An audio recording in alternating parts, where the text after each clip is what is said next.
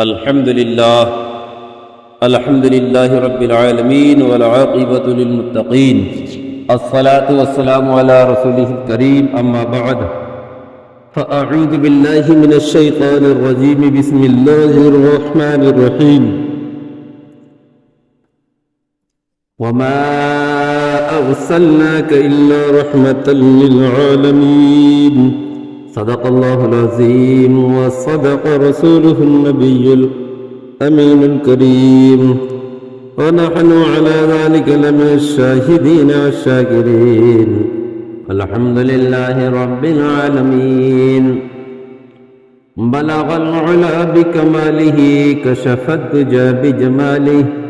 حسنت جميع خصاله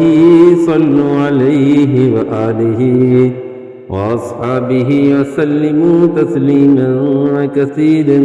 كثيرا صبح طیبہ میں ہوئی بٹتا ہے باڑا نور کا صبح طیبہ میں ہوئی بٹتا ہے باڑا نور کا صدقہ لینے نور کا آیا ہے تارا نور کا صدقہ لینے نور کا آیا ہے تارا نور کا اور باغ طیبہ میں سہانا پھول پھولا نور کا باغ طیبہ میں سہانا پھول پھولا نور کا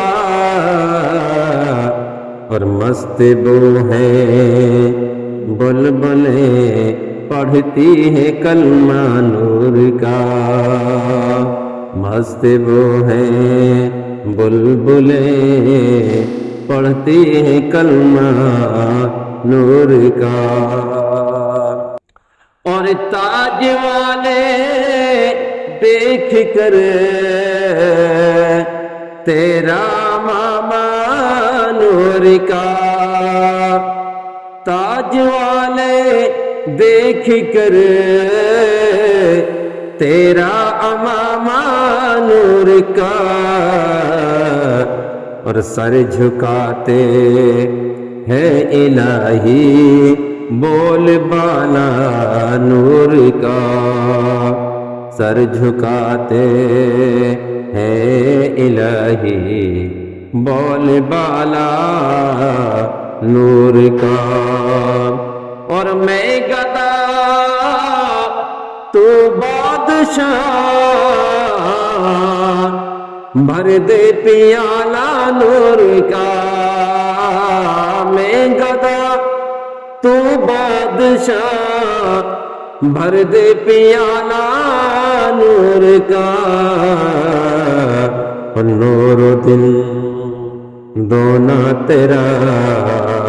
دے ڈال صدقہ نور کا نور و دن دونوں تیرا دے ڈال صدقہ نور کا اور اے رضا یہ احمد نوری کا فیض نور ہے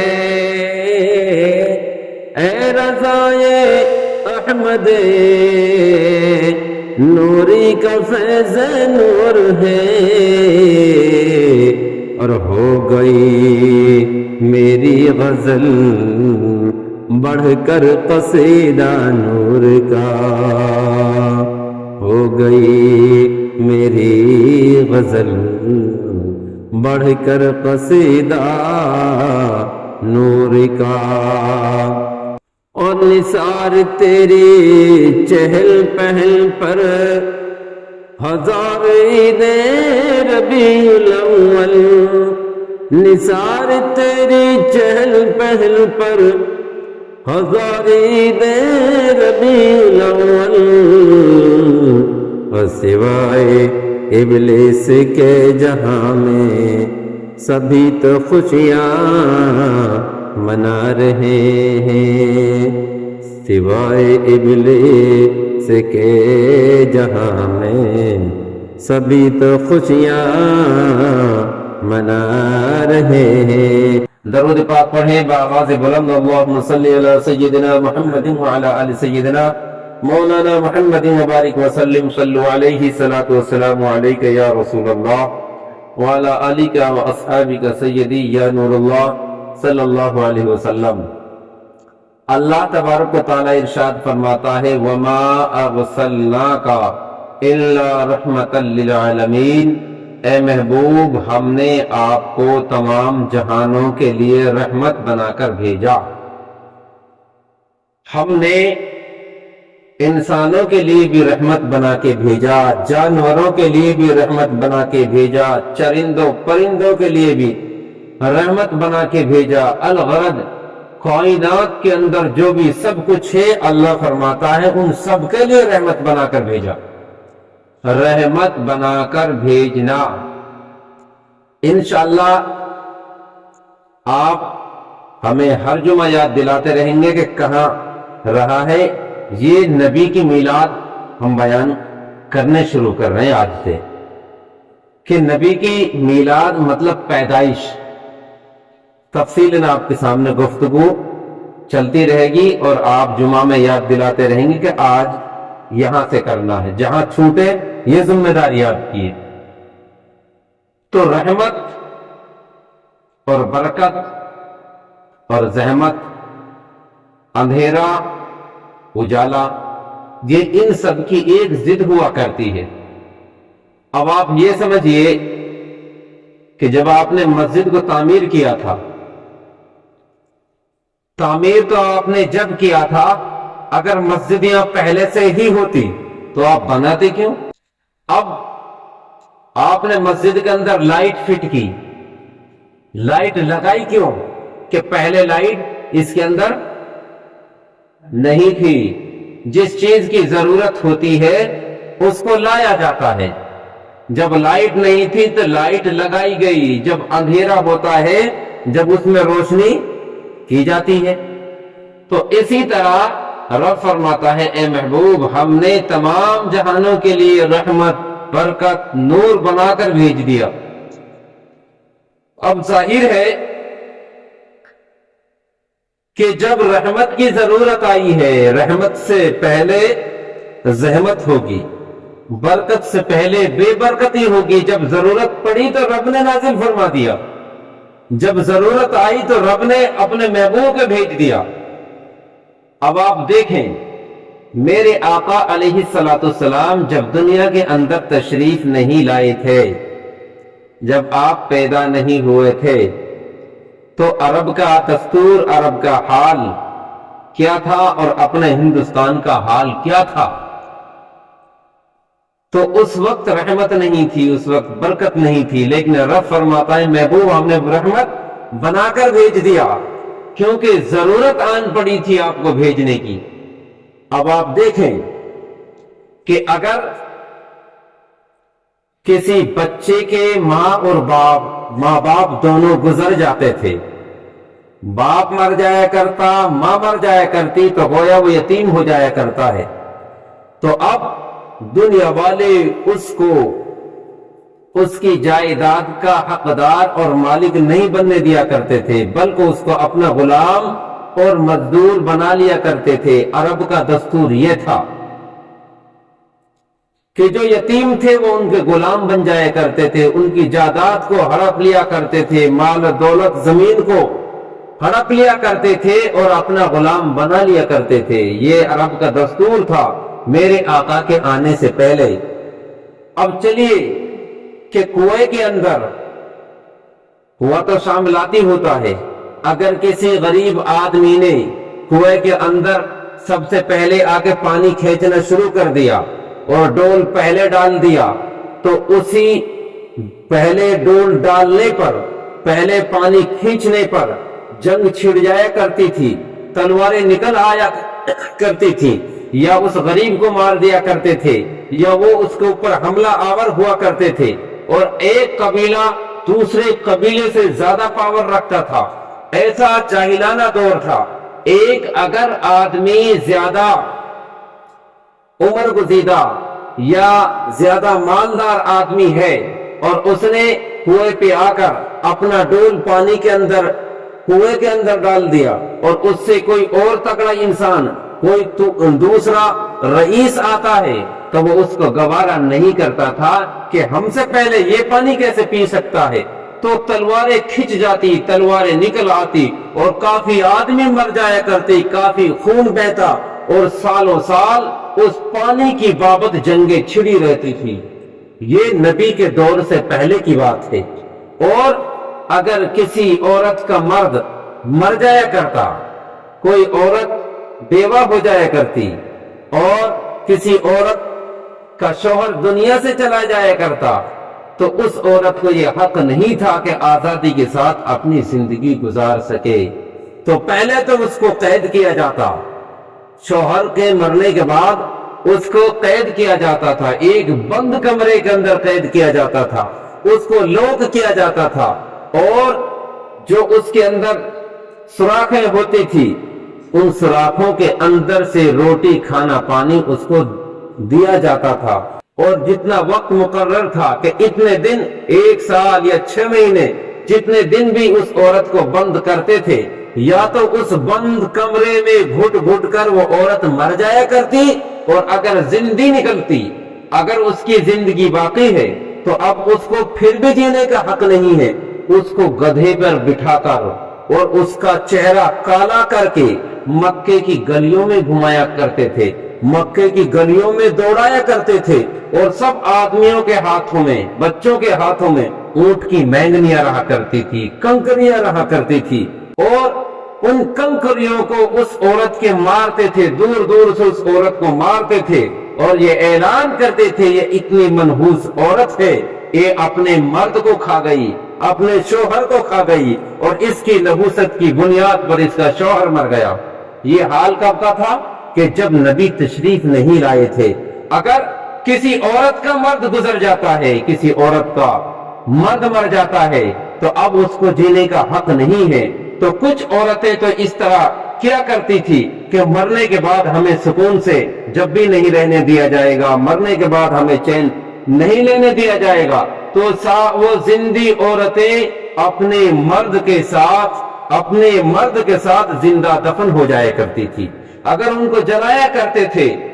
تو ان کے ساتھ زندہ عورتیں جلائی گئی ہیں۔ یہ کب کا دستور تھا، کب کا ماحول تھا؟ ہمارے نبی کے آنے سے پہلے۔ ابھی رحمت نہیں آئی ہے، ابھی زحمت کی بات ہے، بے برکتی کی بات ہے۔ میرے دوستو، اگر کسی آدمی کے گھر لڑکی پیدا ہو جایا کرتی تو وہ اپنے آپ کو ایک سسر بننا گوارا نہیں کرتا تھا، اپنے گھر پہ داماد بنا کر کے کسی کو بلانا پسند نہیں کرتا تھا۔ یہ زمانہ جاہلیت کا دور ہے، نبی کے آنے سے پہلے۔ میرے دوستو، اگر کسی کے گھر بچی پیدا ہو گئی اور اس لڑکی نے جنم لے لیا تو اس لڑکی کی گردن موڑ دیا کرتے تھے، گردن کو دبا دیا کرتے تھے، اس بچی کو زندہ قتل کر دیا کرتے تھے۔ ابھی اس بچی نے آنکھیں کھولی بھی نہیں ہیں، اس سے پہلے اس کو مار دیا کرتے تھے۔ یہ زمانہ جاہلیت کا دور ہے، نبی کے آنے سے پہلے۔ اگر کسی کے گھر میں بچی نے جنم لے لیا اور ماں کی ممتا ہے، ماں کی محبت ہے، دبک چھپک کے اس کو پال بھی دیا، جوان بھی کر دیا، اور خاندان مکہ کو، بڑے بڑے رئیسوں کو علم چلتا کہ فلاں گھر پر، فلاں قبیلے پر فلاں عورت نے اس بچی کو اور اس لڑکی کو پالا ہے، تو اس لڑکی کو اب جینے کا حق نہیں ہے۔ بڑے بڑے رئیس جاتے، بڑے بڑے مالدار جاتے، تلواروں کو لے کر اس عورت کے مکان پر کھڑے ہو جایا کرتے اور کہتے یا تو تلوار کی بنیاد پہ یا اس لڑکی کو یہی مارتے ہیں ہم، یا ہمارے ساتھ اس لڑکی کو کر دیا جائے۔ جبرن اس عورت سے اس بچی کو چھینا جاتا، جبرن اس بچی کو ان کے گھر والوں سے چھینا جاتا۔ پھر ایک کھیل ہوتا تھا مکے کے اندر ایسا کھیل ہوتا تھا کہ چاروں طرف سے رئیسان مکہ، بڑے بڑے امیر آدمی اکٹھے ہوتے تھے، اور پورا ایک گول دائرہ سا لگتا تھا، جیسے آج ہم دائرہ لگاتے ہیں کھیلنے کے لیے، ایسے ہی مکے کے اندر سب لوگ جمع ہو جایا کرتے تھے، تو اب اس بچی کو جو کافی کم سنی نہیں بلکہ حد بلوغت جوانی کے قریب پہنچ چکی ہے، اب اس لڑکی کو لایا جاتا اور اس لڑکی کی آنکھوں پر پٹی باندھی جاتی تھی اور اس لڑکی کو اندھا کر کے پٹی باندھ کے اب اس سے کہتے کہ اب یہاں کے چکر لگاؤ۔ اب وہ لڑکی جو دائرہ بنا ہوا ہے، سارے دائرے کے اندر وہ لڑکی چکر لگا رہی ہوتی ہے، لڑکی چکر لگا رہی ہوتی ہے۔ اتنے میں ایک رئیس مکہ ایک آدمی کو حکم دیتا ہے کہ جاؤ اپنا کام کر دو۔ ایک جلاد ہاتھ میں تلوار لے کر کے جب وہ بچی چکر لگا رہی ہوتی ہے، اتنے میں زور سے تلوار کا ایسا وار کرتا ہے کہ اس بچی کی گردن کٹ جاتی ہے اور زمین پر گر جاتی ہے۔ اب اس بچی کا ایک طرف تڑپنا ہے، ایک طرف بچی کا چلنا ہے کہ سر الگ تڑپ رہا ہے اور اس کا جسم الگ تڑپ رہا ہے۔ کبھی تو اس بچی کا بدن بغیر سر کے تیزی کے ساتھ چکر لگاتا ہے، کبھی وہ بچی تڑپتی ہے اور سارے کے سارے رئیسان مکے کے لوگ تالیاں بجاتے۔ اب مزہ آ گیا کھیل کے اندر۔ یہ کھیل خون کا، بچیوں کے خون سے نبی کے زمانے سے پہلے کھیلا جایا کرتا تھا۔ یہ حالات مکہ اور نبی کے آنے سے پہلے کا دور۔ درود شریف پڑھیں، اللہم صلی علی محمد وعلی آل سیدنا مولانا محمد وبارک وسلم، صلو علیہ الصلوۃ والسلام علیک یا رسول اللہ یا حبیب اللہ۔ ایک گھر میں ایک بچی پیدا ہو جاتی ہے، ایک گھر میں ایک لڑکی پیدا ہو جاتی ہے، اور لڑکی کیسے پیدا ہوئی؟ اس کا شوہر، اس عورت کا شوہر، اس کا گھر والا ایک تجارت کے لیے جاتا ہے، سفر پہ جاتا ہے، اور 9 مہینہ یا 7-8 مہینے کا حمل بچہ پیٹ کے اندر ہے، اور عورت سے ایک نصیحت کر کے چلا جاتا ہے کہ اگر لڑکی ہو تو اس کو مار دینا، لڑکی ہو اس کو قتل کر دینا، لڑکی ہو اس کو جنگلوں میں پھینکانا، اور لڑکا ہو تو اس کی پرورش کر دینا۔ میرے دوستو، اتنا کہہ کے وہ لوگ مکہ سے آ جاتا ہے، سفر کے لیے، تجارت کے لیے، کاروبار کے لیے آ جاتا ہے، اور اس کی غیر موجودگی میں اس کی عورت پہ بچی پیدا ہو جاتی ہے، لڑکی پیدا ہو جاتی ہے۔ میرے عزیزوں، میرے دوستو، اس عورت نے اپنی بچی کو ڈھنگ سے پالا، پیار محبت کے ساتھ پالا، جو وقت متعین کر کے گیا تھا، مقرر کر کے گیا تھا۔ اتنا دن بعد میں آؤں گا جب اس کے شوہر کا وقت قریب آ گیا کہ اب میرا گھر والا آنے والا ہے، تو اس عورت نے اپنے اس بچی کو پڑوس کے اندر رکھ دیا اور اچھی طریقے سے وعدہ وعید لے کر کے پڑوسیوں سے کہ تمہیں قسم ہے تم مجھ سے محبت کرتے ہو تو اس لڑکی کو اپنا ہی کہنا، اس کو اپنی ہی بیٹی بنانا، میرا شوہر پوچھے پھر بھی مت بتانا کہ یہ میری بیٹی ہے۔ تو اس طرح ہوتا رہا۔ میرے عزیزوں، میرے دوستو، جب وہ شوہر آیا اور ماں سے پوچھا کہ بتاؤ لڑکی پیدا ہوئی یا لڑکا پیدا ہوا، تو وہ جواب دیتی ہے، اگر بچی کی طرف کہتی ہے تو بچی کہاں ہے، لڑکے کی طرف کہتی ہے تو لڑکا کہاں ہے، وہ عورت پھنس جاتی ہے۔ اس نے جواب ملا دیا، نہ ہاں کیا نہ کیا۔ وقت گزرتا ہے، شوہر بھی گھر پہ رہتا ہے۔ جب شوہر گھر سے چلا جاتا ہے تو ماں پڑوس کی طرف جا کے اس بچی کا دیدار کر لیتی ہے اور اپنا دل سکون کی طرف لے جاتی ہے۔ ایک دن دیکھتے ہیں وہ باپ گھر کی طرف آتا ہے، گھر میں آتا ہے تو ایک خوبصورت، ایک نونہال بچی، گلاب کے پتیوں جیسے پھول والی بچی آتی ہے اور اپنی ماں کی طرف لپٹ جاتی ہے۔ ماں سے پوچھتا ہے یہ بچی کون ہے، تو وہ جواب دیتی ہے یہ ہماری بیٹی نہیں ہے، یہ کسی پڑوس کی لڑکی ہے۔ اللہ اکبر! یہ دور تھا کہ ماں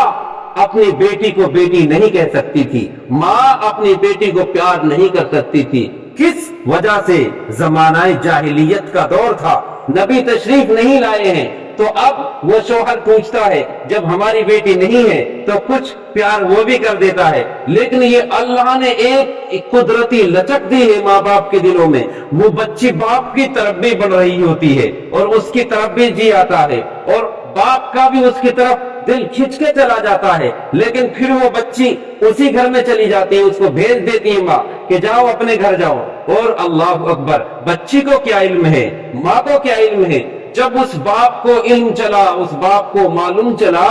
کہ یہ میری ہی بیٹی ہے، اور میری بیٹی ہے اور میرے بعد کوئی لڑکا نہیں بلکہ بیٹی پیدا ہوئی ہے۔ اب جب اس کو پتا چلا، بیٹی سے کہا اے بیٹی میرے ساتھ چلو۔ اب دونوں باپ بیٹی ایک سفر پہ جاتے ہیں، ہاتھ میں ایک کدال بھی ہے، ہاتھ میں ایک پھاوڑا بھی ہے، مکے کے تپتے ہوئے صحرا میں، مکے کے تپتے ہوئے جنگل میں، جہاں کوئی آدمی رونے کی آواز نہیں سن سکتا، جہاں کوئی آدمی ایک مددگار نہیں پہنچ سکتا، جہاں کوئی آدمی بچانے کے لیے بھی نہیں پہنچ سکتا ہے۔ اب باپ اس ریتیلے میدان میں گڈھا کھودتا ہے، اتنا گہرا گڈھا کھودتا ہے کہ باپ تھک جاتا ہے، پسینے سے چور چور ہو جاتا ہے۔ ادھر بیٹی کہتی ہے یہ ایک قدرتی طاقت ہے، ایک قدرتی لچک ہے کہ باپ اگر پریشان ہو، باپ سے پہلے بیٹی کو گوارا نہیں ہوتا ہے کہ وہ اس کو دیکھے۔ اب وہ بیٹی کہتی ہے کہ باپ تم نہیں بلکہ میں بھی کھودواتی ہوں۔ بیٹی بھی کھودتی ہے، باپ کھودتا ہے تو بیٹی ماٹی نکالتی ہے۔ اللہ اکبر، دونوں برابر اس گڈھے کو کھودے جا رہے ہیں، لیکن بیٹی کو علم نہیں ہے، بچی کو علم نہیں ہے یہ گڈھا کس کے لیے کھودا جا رہا ہے، اس گڈھے سے مراد کیا ہے اور اس گڈھے کا فائدہ کیا ہوگا۔ باپ بیٹیوں نے گڈھا کھودا، اب اس بچی کو پکڑ کر اس گڈھے کے اندر کھدایا،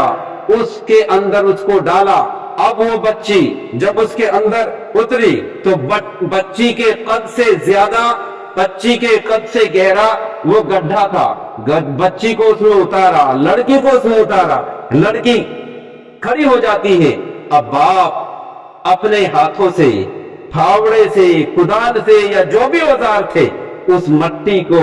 اس گڈھے میں بھرتے ہیں تو بچی گڑتی جاتی ہے، بچی کا آدھا جسم گڑ جاتا ہے، بچی روتی ہے اور بلکتی ہے، اپنے باپ کی آنکھوں کی طرف آنکھیں میں آنکھیں ڈال کر کہتی ہے اے باپ میں کیا تیری پیاری بیٹی نہیں ہوں؟ کون سا ایسا میں نے جرم کیا ہے، کون سے ایسے میں نے خطا کی ہے جو اس کی سزا مجھے دے رہا ہے؟ اللہ اکبر، باپ ایک بھی نہیں سنتا ہے۔ الغرض اس بچی کو جب سینے تک دفنا دیتا ہے، اب وہ بچی ہل بھی نہیں سکتی ہے، بچی پکار بھی نہیں سکتی ہے، وہ بچی اس باپ سے مدد مانگ رہی ہے جو اس کو زندہ دفن کر رہا ہے، وہ بچی اس باپ سے مدد مانگتی ہے جس کو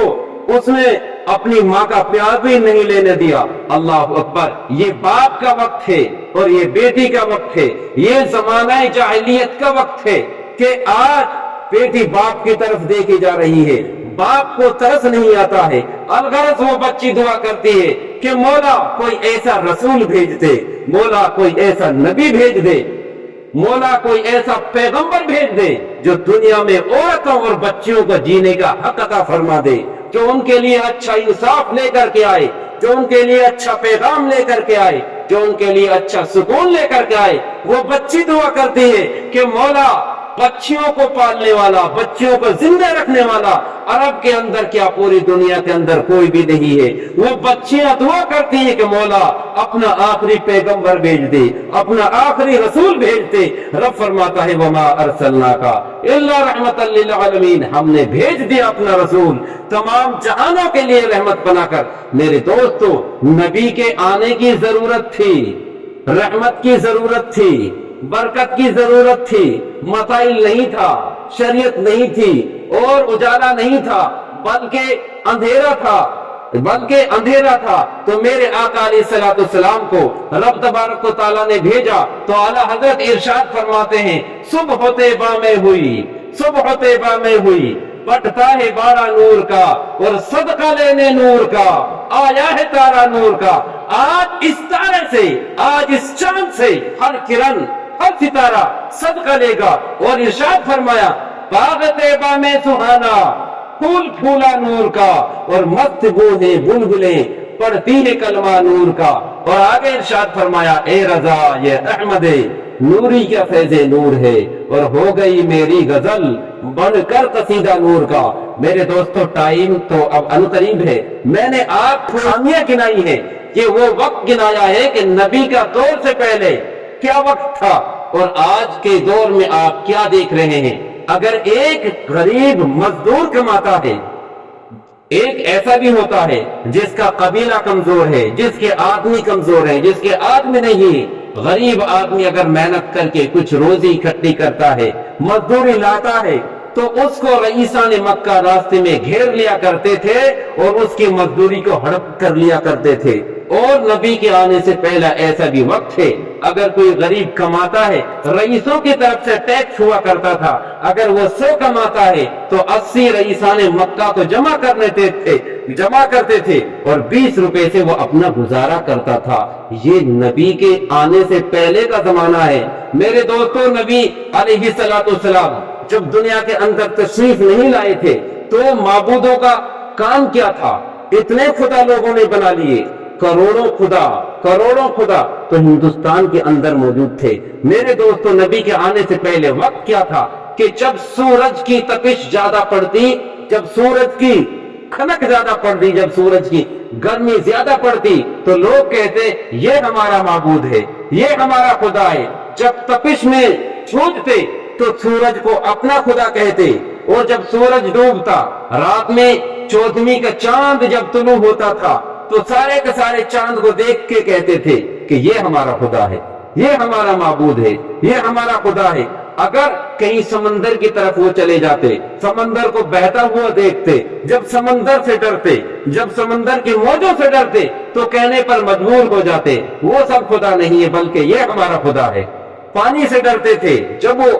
اس کو خدا مان لیتے، جب وہ چانچ جاتے کہ یہ بھی جان لیوا ہے، یہ بھی مار سکتی ہے، سب کو چھوڑتے تھے جب کہتے تھے یہ ہمارا خدا ہے۔ کبھی اس کو خدا مانتے تھے، کبھی اس کو خدا مانتے تھے۔ اگر کوئی ایسا جانور ہے جو مکے والوں نے دیکھا نہیں تھا، پہلی دفعہ اس کو دیکھتے اور جب اس سے ڈرتے تو فوراً کہنے پہ مجبور ہو جاتے یہ ہمارا خدا ہے۔ یہ حال تھا مکے کی سرزمین کا نبی کے آنے سے پہلے، یہ وقت تھا ہمارے نبی کے آنے سے پہلے۔ تو میں نے زمانہ جاہلیت کے 2-4 آپ کے لیے وہ واقعہ بتائے ہیں کہ نبی کے آنے سے پہلے دور کیا تھا۔ تو انشاءاللہ اگلے جمعے میں نبی کی ولادت بیان کی جائے گی، نبی کی پیدائش بیان کی جائے گی انشاءاللہ۔